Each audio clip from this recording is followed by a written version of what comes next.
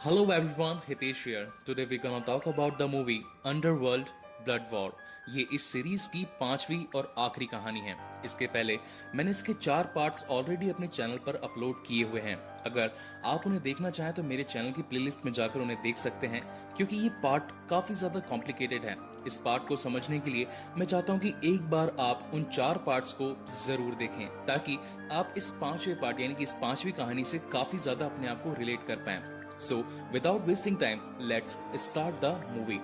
कहानी के शुरू में हमें ये पता चलता है कि इस चौथी कहानी की एंडिंग के अंदर जब सलीन ने भेड़ियों और पिशाचों को मारकर उनका साम्राज्य खत्म करने की कोशिश की थी, उसी की वजह से इसकी स्टार्टिंग में हमें ये पता चलता है कि अब सलीन एक तरीके से एक बागी बन चुकी है। यानी कि अब भेड़िए और वैम्पायर्स दोनों ही सलीन को मारने के लिए उसके पीछे पड़े हैं।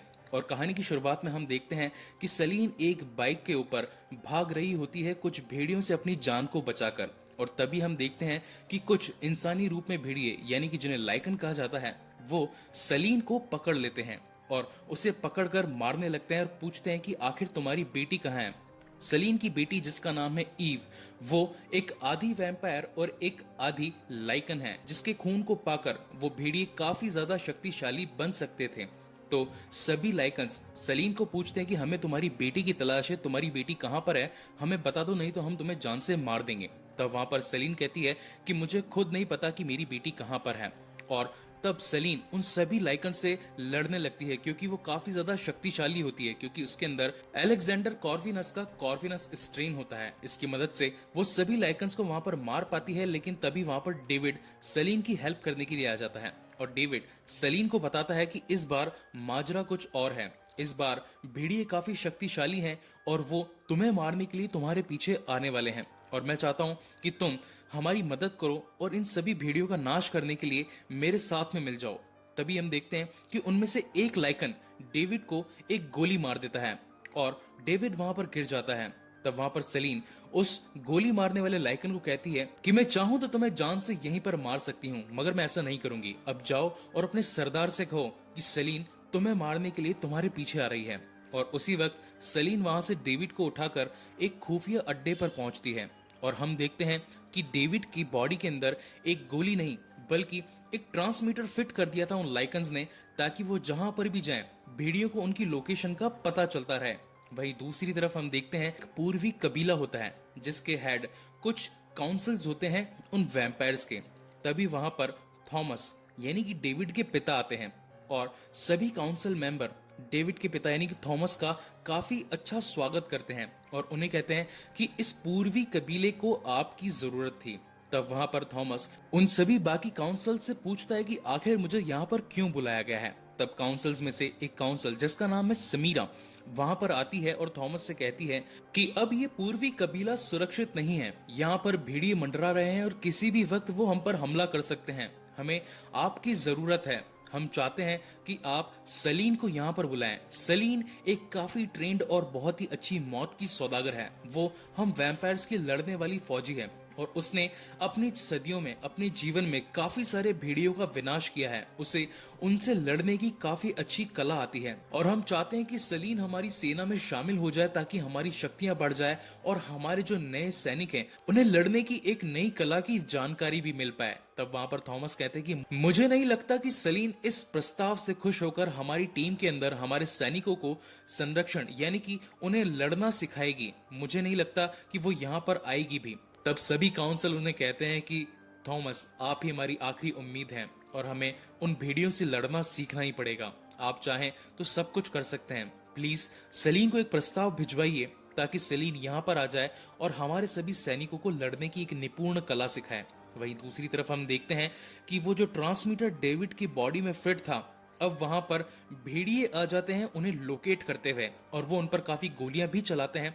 लेकिन सलीन और डेविड उन्हें मारकर एक दूसरी जगह जाकर छिप जाते हैं। वहीं हम देखते हैं कि एक वैम्पायर आती है। उस वैम्पायर का नाम होता है एलेक्सिया। एलेक्सिया को समीरा ने भेजा होता है कि वो संदेश दे सलीन को कि सलीन, अब हमें पूर्वी कबीले में आपकी जरूरत है। और वो सलीन को एक खत देती है जिस पर एक मोहर छपी होती है। तो सलीन डेविड को वो खत देती है और पूछती है कि क्या ये खत असली है। तब वहां पर डेविड उस खत को देखता है और साथ ही उसी मोहर को भी देखता है, तो उसे पता चल जाता है कि ये मोहर पूर्वी कबीले की है और साथ ही ये हैंडराइटिंग भी मेरे पिता थॉमस की है। इसका मतलब एलेक्सिया सच कह रही है और इन्हें मदद की जरूरत है। सलीन एलेक्सिया से पूछती है कि आखिर तुम यहाँ पर कैसे आई और तुम्हें मेरा पता कैसे चला। तब एलेक्सिया कहती है कि हमारी नजर काफी टाइम से आप पर थी और अब जब हमारे ऊपर खतरे की घंटी मंडरा रही है तो हम सभी चाहते हैं कि आप पूर्वी कबीले में आए और हम सबको लड़ने की एक अच्छी ट्रेनिंग दें। एलेक्सिया की बात को जायज समझते हुए सलीन और डेविड पूर्वी कबीले में एंट्री लेते हैं और हम देखते हैं कि उनके आने से सभी काउंसिल मेंबर काफी खुश होते हैं और इसी खुश मिजाजी के चलते वो एक पार्टी थ्रो करते हैं। उस पार्टी में सभी वैम्पायर्स होते हैं और सभी जाम के रूप में एक तरीके से खून पी रहे होते हैं और वहां पर सभी काफी खुश होते हैं और समीरा वहां पे अनाउंस करती है कि यह है सलीन, जो कि एक मौत की सौदागर है, काफी ट्रेंड वैम्पायर्स की एक फौजी है और ये हमें लड़ना सिखाएगी उन भेड़ियों के खिलाफ। अगले दिन हम देखते हैं कि काफी सारे न्यू वैम्पायर्स वहां पर ट्रेनिंग ले रहे होते हैं सलीन से और सलीन उन्हें लड़ने की नई नई कलाएं सिखाती है। वो बताती है कि किसी भी लाइकन यानी कि किसी भी भेड़िए पर सीधा वार मत करना, नहीं तो वो तुम्हें खा जाएंगे और उन पर वार तभी करना जब वो खुद भेड़िए के रूप में होते हैं, क्योंकि भेड़िए के रूप में वो अपने आप की सुरक्षा ठीक से नहीं कर सकते हैं और इंसान जब वो होते हैं तो उनके पास बंदूक होती है, उनके पास हथियार होते हैं, तो वो तुम्हें मार सकते हैं। इसलिए भेड़ियों के रूप में वो कम शक्तिशाली होते हैं और तुम्हें उनकी गर्दन पर वार करना चाहिए ताकि वो झट से मर जाएं। तभी वहां पर समीरा का एक खास राइट हैंड जिसका नाम होता है वागा वहां पर आता है और सलीन से कहता है कि मैं एक काफी पुराना मौत का सौदागर हूं, क्यों ना हम दोनों आपस में लड़ें और इन सभी न्यू वैम्पायर्स को उसकी ट्रेनिंग देखी, किस तरीके से भेड़ियों से लड़ा जाता है, किस तरीके से उनसे बचाव किया जाता है। हमें लड़ता देखकर इन न्यू वैम्पायर्स को काफी अच्छी सीख मिलेगी और मैंने एक काफी अच्छा पिंजरा बनाया है जो कि बहुत ही मजबूत है। हम दोनों इसके अंदर लड़ेंगे और तभी हम देखते हैं कि वहां से एक एम्प्लॉय एक कोड डालता है और वो पिंजरा खुलने लगता है। हम देखते हैं कि वहां पर सलीन और वो वागा दोनों अंदर जाते हैं और लड़ने लगते हैं। उनके बीच में एक बहुत ही क्लासिक कूल फाइट होती है।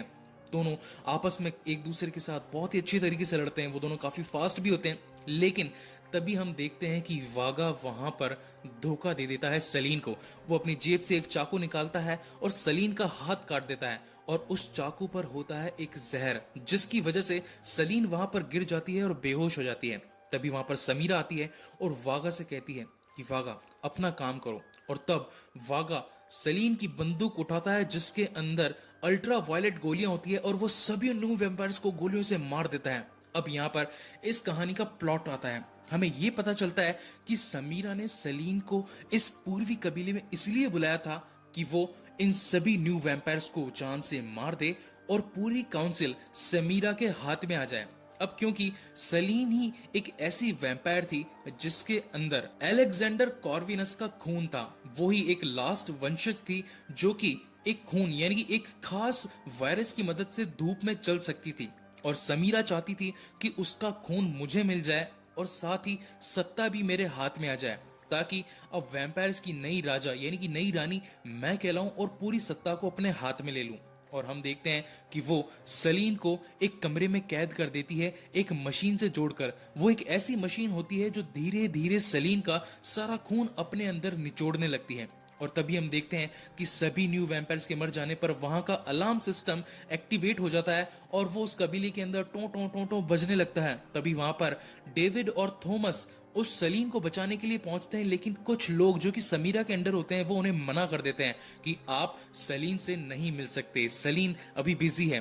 तो थॉमस और डेविड को लगता है कि यहाँ पर जरूर कुछ ना कुछ गड़बड़ हुई है और सलीम मुसीबत में है। तब थॉमस वहां पर डेविड को एक खास तरीके के रहस्यमय दरवाजे के अंदर लेकर जाता है और उसे बताता है कि जब इस पूर्वी कबीले की शुरुआत हुई थी, जब इसे बनाया जा रहा था, तब ऐसे कई सारे खुफिया रास्ते बनाए गए थे ताकि हम किसी भी रूम में जा सकें। और हम देखते हैं कि डेविड और थॉमस चुपके से उसी रूम में पहुंचते हैं जहां पर सलीन को बंदी बनाकर एक मशीन में कैद करके रखा हुआ होता है। थॉमस उसे बचाता है, उसके शरीर से वो सुइयां निकालता है और तभी हम देखते हैं कि वहां पर समीरा की एंट्री हो जाती है और समीरा उन दोनों पर तलवारबाजी करती है, उन्हें मारने की कोशिश करती है। थॉमस वहां पर डेविड से कहता है कि इसे मैं देखता हूं, तुम जाकर सलीन को बचाओ और एक खास जगह पर जाकर इसे छिपाने की कोशिश करो। मैं एक ऐसी जगह जानता हूं जिसका नाम है वाडोर, वो उत्तरी दिशा में, तुम फटाफट से सलीन को वहां पर लेकर जाओ एक सुरक्षित जगह पर, जब तक मैं इस समीरा को देखता हूं। और हम देखते हैं कि वहां पर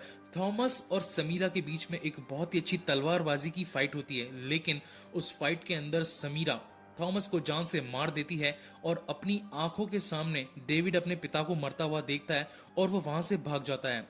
तब हम देखते हैं कि तब सुबह हो रही होती है और एकदम से सूरज की किरणें समीरा पर पड़ती है और उसका हाथ जलने लगता है। लेकिन जब समीरा डेविड और सलीन को देखती है कि वो लोग धूप में भाग रहे हैं, तो वो समझ जाती है कि इसके वायरस, इसके खून में वो शानदार बात है जो मुझे काफी ज्यादा शक्तिशाली बना सकता है। दूसरी तरफ डेविड सलीन को एक कार में बिठाकर वहां से रेलवे स्टेशन की ओर पहुंचता है ताकि वो उत्तर दिशा में पहुंच सके वाडोर किले के अंदर। वाडोर एक कबीला है जो कि वैम्पायर्स का उत्तरी कबीला है। और हम देखते हैं कि जब वो रेलवे स्टेशन पहुंचते हैं तो वहां पर एलिक्सिया भी पहुंच जाती है और एलिक्सिया एक्चुअली डबल एजेंट होती है। एलिक्सिया उन वैम्पायर्स के लिए यानी कि समीरा के लिए भी काम कर रही होती है और साथ ही अपने बॉयफ्रेंड मैरियस यानी कि उन भेड़ियों का सरदार उससे भी मिली होती है। वो डबल एजेंट के रूप में काम कर रही होती है और जाकर मैरियस को सब कुछ सच बता देती है कि आखिर सलीन कहां पर है और उनका अगला प्लान क्या है। अब सभी लाइकन्स जिनकी कमांड मैरियस के हाथों में है, मैरियस उन सबको कहता है कि अब तुम सब मेरे साथ चलोगे उत्तरी कबीले पर हमला करने के लिए। हमें सलीन की आवश्यकता है क्योंकि सलीन को ही पता है कि उसकी बेटी ईव कहां पर है और जब हमें ईव मिल जाएगी, उसका खून मिल जाएगा, तो हम काफी ज्यादा शक्तिशाली हो जाएंगे, अमर हो जाएंगे और हम पर कोई भी विजय नहीं प्राप्त कर सकता।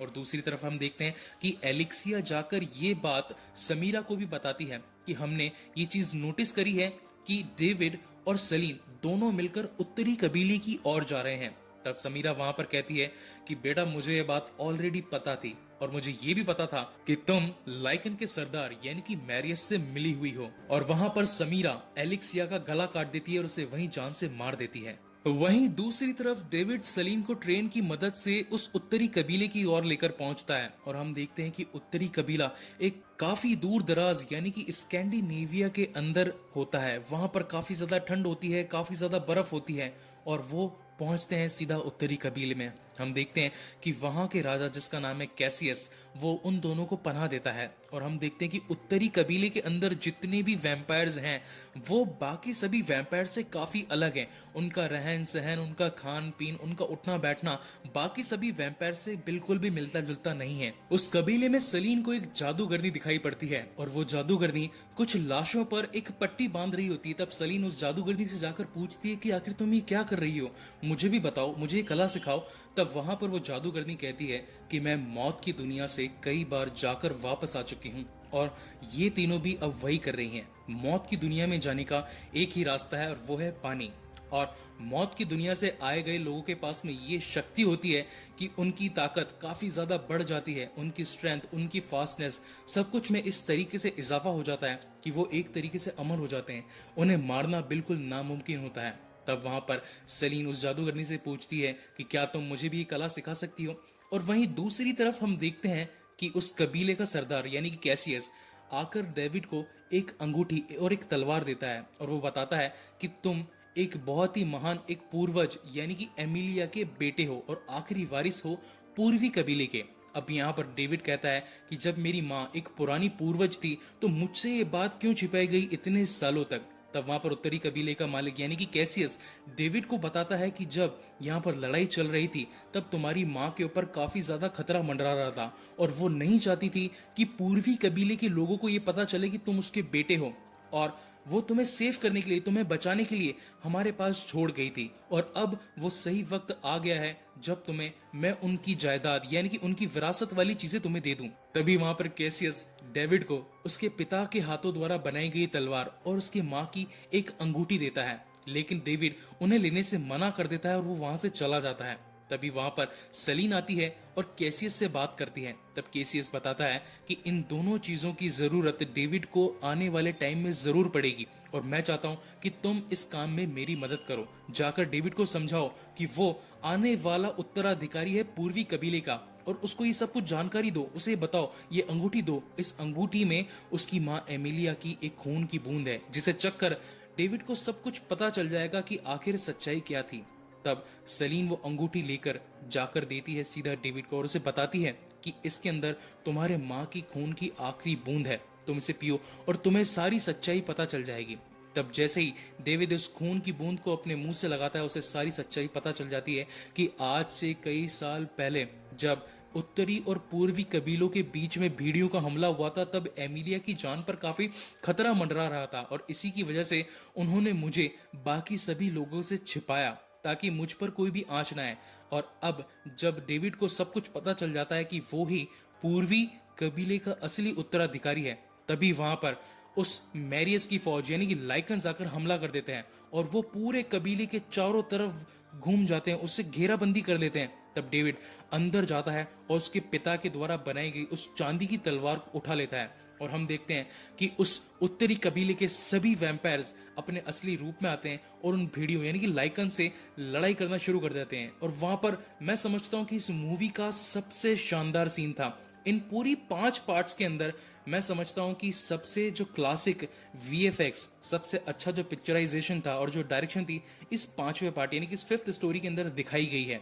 वहां पर काफी अच्छे अच्छे फाइट सीन थे, काफी अच्छी लड़ाई थी। तभी हम देखते हैं कि एक भेड़िया आकर डेविड पर हमला कर देता है, लेकिन डेविड के पास होती है चांदी की तलवार यानी कि सिल्वर स्वॉर्ड और वो बीच में से उस भेड़िए को आधा आधा काट देता है। बहुत ही क्लासिक सीन था वो। और वहीं अगली तरफ हम देखते हैं कि मैरियस सलीन पर हमला कर देता है और सलीन काफी मूर्छित अवस्था में गिर पड़ती है। सलीन के पास में भी एक चांदी की तलवार होती है और वो मैरियस पर काफी ज्यादा वार करती है, लेकिन हम देखते हैं मैरियस अपने आप को एक बहुत ही बड़े भेड़िए में बदल देता है और वो सलीन को मारने लगता है, उस पर हमला करने लगता है और वहां पर उसका रूप, उसका सब कुछ, बॉडी स्ट्रेंथ इतना कुछ बदल जाता है। तो सलीन उसे देखकर सोचती है कि आखिर ये सब कैसे पॉसिबल है, उसके पास में इतनी शक्तियां कैसे आई। लेकिन उस वक्त हमें इस चीज का पता नहीं चलता और वहां पर मैरियस सलीन को जान से मार देता है और सलीन को याद आता है कि पानी ही दूसरी दुनिया में पहुंचने का एकमात्र रास्ता है और वो बर्फ के अंदर उस पानी के अंदर सो जाती है। मैरियस सलीन को मौत की नींद सुलाने के बाद में अब चाहता है कि वो पूर्वी कबीले पर भी हमला कर दे और बाकी सभी वैम्पायर्स को जान से मार दे ताकि उसका साम्राज्य फिर से खड़ा हो सके।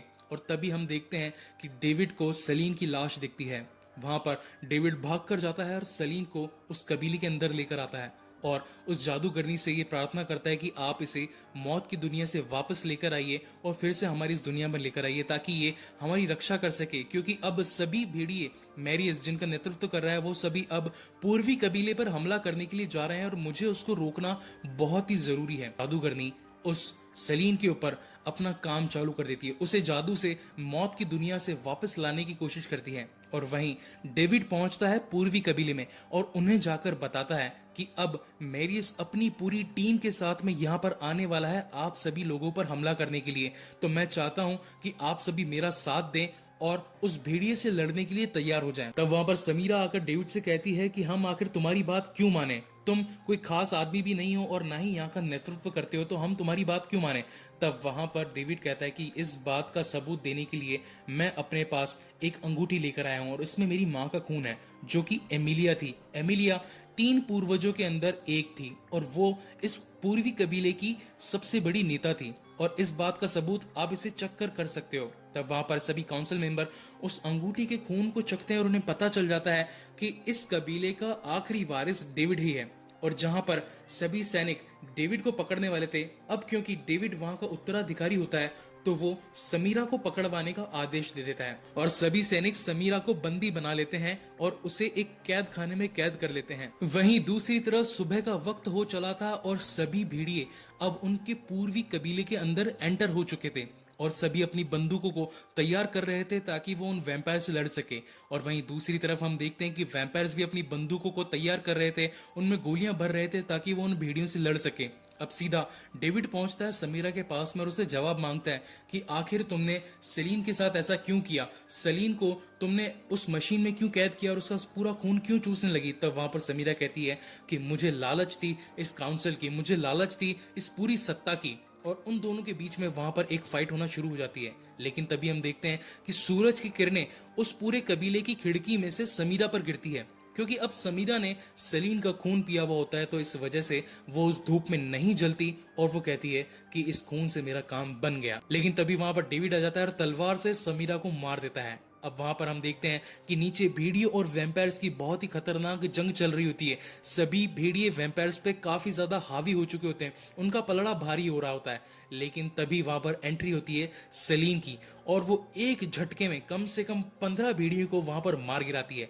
अब क्योंकि उसके पास में दूसरी दुनिया की आई हुई शक्तियां होती है, वो एक आत्मा की तरह यहां से वहां फ्लोट कर सकती है, यहां से वहां एक सेकंड में पहुंच सकती थी। इसलिए वो काफी सारे भेड़ियों को वहां पर जान से मार देती है और उसकी नजर सीधा मैरियस पर पड़ती है। अब मैरियस को इस बात पर गुस्सा आ जाता है और वो सलीन को मारने के लिए उसके पीछे पीछे जाता है। तभी हम देखते हैं कि वहां पर डेविड आकर उस मैरियस को रोकने लगता है और उस पर काफी गोलियां चलाता है। दोनों मैरियस और डेविड आपस में एक दूसरे पर काफी सारी गोलियां चलाते हैं, मगर दोनों को एक दूसरे पर जरा भी आंच नहीं आती, क्योंकि मैरियस ने माइकल का खून पिया होता है और माइकल एक आधा वैम्पायर और एक आधा भेड़िया था। इसी की वजह से मैरियस को असीम शक्तियां मिली होती है और उस पर सिल्वर नाइट्रेट गोलियों का कुछ भी असर नहीं हो रहा होता। और वहीं जब मैरियस उस डेविड को गोलियां मार रहा होता है, तो क्योंकि अब डेविड के अंदर सलीन का खून होता है, इसकी वजह से उस पर अल्ट्रा वायलेट गोलियों का कुछ भी असर नहीं हो रहा होता और दोनों आपस में एक दूसरे को गोलियां मारते हैं। लेकिन उन पे कुछ भी असर नहीं होने के बाद में वो सारी गोलियां अपने शरीर से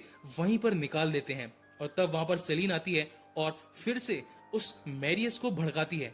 मैरियस जाकर सलीन को मारने के लिए एक दूसरी बंदूक उठाता है, लेकिन क्योंकि सलीन अब बहुत ही फास्ट हो चुकी होती है, तो वो उसके बंदूक उठाने से पहले वहां से दूसरी बंदूक उठाकर उस मैरियस पर गोलियां चलाने लगती है और उन गोलियों की वजह से वहां पर मैरियस का खून उड़ता है और वो एकदम से सलीन के होठ पर आकर गिरता है। तब वहां पर सलीन को पता चलता है कि उसने माइकल को जान से मारा था। माइकल को उल्टा लटकाकर उसके खून की एक एक बूंद को जमा करके उसने अपने अंदर यानी कि एक सीरीज यानी कि इंजेक्शन से अपने अंदर इंजेक्ट किया था। इसी की वजह से वो एक काफी बेहतर और एक काफी शक्तिशाली भेड़िया बन चुका था।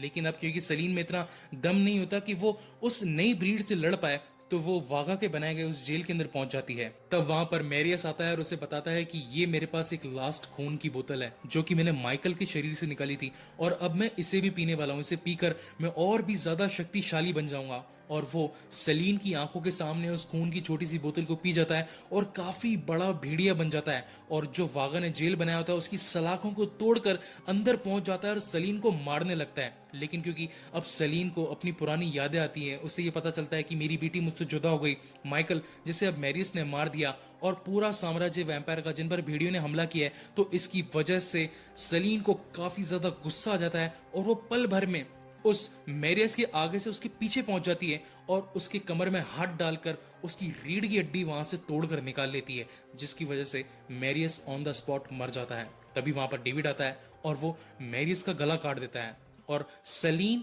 और डेविड दोनों उस मैरियस का गला लेकर पहुंचते हैं मेन हॉल में, जहां पर भेड़िए और वैम्पायर्स के बीच में लड़ाई चल रही होती है। तब वहां पर डेविड उस गर्दन को उठाकर बोलता है कि हमने तुम्हारे सरदार को जान से मार दिया है, इस लड़ाई को यहीं पर खत्म कर दो और तुम्हारे घायल हुए साथियों को यहाँ से लेकर निकल जाओ और आज के बाद कभी भी लड़ाई के लिए सामने मत आना। सभी भेड़िए अपने घायल साथियों को उठाकर वहां से चले जाते हैं और इसी के साथ में वैम्पायर्स और भेड़ियों की ये लड़ाई खत्म होती है।